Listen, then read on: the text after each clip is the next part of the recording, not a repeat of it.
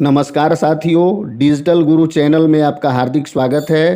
तो आइए बिना समय गंवाए बीपीएससी शिक्षक भर्ती परीक्षा 2023 के लिए अति महत्वपूर्ण कड़ी बिहार का भूगोल भाग 2 के तहत बिहार की भौतिक संरचना की चर्चा करते हैं। साथियों, बिहार की भौतिक संरचना का निर्माण अलग अलग युगों में विभिन्न प्रकार की चट्टानों से हुआ है। भौतिक संरचना के आधार पर बिहार को 3 प्राकृतिक प्रदेशों में विभाजित किया जा सकता है। शिवालिक का पर्वतीय क्षेत्र, बिहार का मैदानी क्षेत्र और दक्षिण का संकीर्ण पठारी क्षेत्र। बात करते हैं शिवालिक के पर्वतीय क्षेत्र की, तो साथियों इसको 3 भागों में बांटा जा सकता है। सोमेश्वर श्रेणी, हरहा घाटी या दून घाटी तथा रामनगर दून की पहाड़ी। बात करते हैं सोमेश्वर श्रेणी की, तो साथियों सोमेश्वर श्रेणी बिहार की सबसे उत्तरी श्रेणी है। इसका विस्तार पश्चिम में त्रिवेणी नहर से पूर्व में भिखना ठोरी दर्रे तक है, जिसकी कुल लंबाई लगभग 75 किलोमीटर तथा चौड़ाई 5 से 6 किलोमीटर है। इसका शीर्ष भाग बिहार को नेपाल से अलग करता है। सोमेश्वर श्रेणी तथा रामनगर दून के मध्य स्थित घाटी को हरहा नदी घाटी या दून घाटी कहते हैं, जिसकी लंबाई लगभग 24 किलोमीटर है। रामनगर दून की पहाड़ी सोमेश्वर श्रेणी के दक्षिण में स्थित है, जिसकी कुल लंबाई 32 किलोमीटर तथा चौड़ाई 8 किलोमीटर है। इसका कुल क्षेत्रफल 214 वर्ग किलोमीटर है।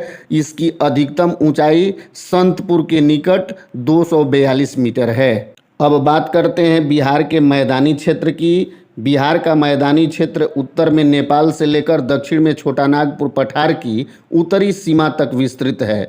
इसका लगभग 95% भाग मैदानी है, जो गंगा तथा इसकी सहायक नदियों द्वारा लाए गए अवसादों के निक्षेप से निर्मित है। इसका क्षेत्रफल लगभग 90,650 वर्ग किलोमीटर है तथा समुद्र तल से इसकी औसत ऊंचाई 60 से 120 मीटर तक है। बिहार के मैदानी क्षेत्र को हम 2 भागों में बांट सकते हैं। पहला है उत्तर बिहार का मैदान, जिसका क्षेत्रफल 56,980 वर्ग किलोमीटर है। यह हिमालय की तराई क्षेत्र से प्रारंभ होकर दक्षिण में गंगा नदी तक विस्तृत है। इस मैदान का निर्माण गंगा एवं उसकी सहायक नदियों कोसी, बागमती, बूढ़ी गंडक, गंडक तथा घाघरा आदि के द्वारा लाए गए अवसादों के निक्षेप से हुआ है। इसका ढाल उत्तर से दक्षिण की ओर तथा उत्तर पश्चिम से दक्षिण पूर्व की ओर है। उत्तर बिहार के मैदान को हम लोग 4 भागों में बांट सकते हैं। पहला भाग है भाबर या उप तराई क्षेत्र, जो शिवालिक पर्वत श्रेणी के दक्षिण में एक संकीर्ण चौड़ी पट्टी के रूप में पश्चिम से पूर्व तक विस्तृत है। दूसरा भाग बांगर कहलाता है, जो पुरानी जलोढ़ मिट्टी से निर्मित है। नदियों के द्वारा लाए गए नवीन जलोढ़ मिट्टी के निक्षेप को खादर कहते हैं। इसका सर्वाधिक विस्तार कोसी तथा गंडक नदियों के मध्य हुआ है। प्रतिवर्ष बाढ़ के कारण रेत की नवीन परतों का निक्षेप होने से इसकी उर्वरता अत्यधिक होती है। बिहार के उत्तरी मैदान में प्राकृतिक रूप से जलमग्न निम्न भूमि पाई जाती है, जिसे चौर कहा जाता है। मुख्य रूप से गोखुर या छाड़न झीलें चौर कहलाती हैं, जिनका निर्माण नदियों के मार्ग परिवर्तन से होता है। बिहार के उत्तर पूर्व के निम्न भूमि क्षेत्रों में भारत का लगभग 90% मखाना का उत्पादन किया जाता है। साथियों, अब बात करते हैं दक्षिण बिहार के मैदान की, जिसका क्षेत्रफल 33,670 वर्ग किलोमीटर है। इसका विस्तार गंगा नदी के दक्षिण से लेकर छोटा नागपुर पठार के उत्तरी भाग तक है। इस मैदान की चौड़ाई पश्चिम से पूर्व की ओर घटती जाती है। इसका निर्माण बिहार के दक्षिण में स्थित पठार एवं पहाड़ियों से होकर बहने वाली नदियों द्वारा लाई गई बलुई मिट्टी के निक्षेप से हुआ है। दक्षिण बिहार के मैदान को 3 भागों में विभाजित किया जा सकता है, जिसके पहला भाग है सोनगंगा दोआब या भोजपुर का मैदान।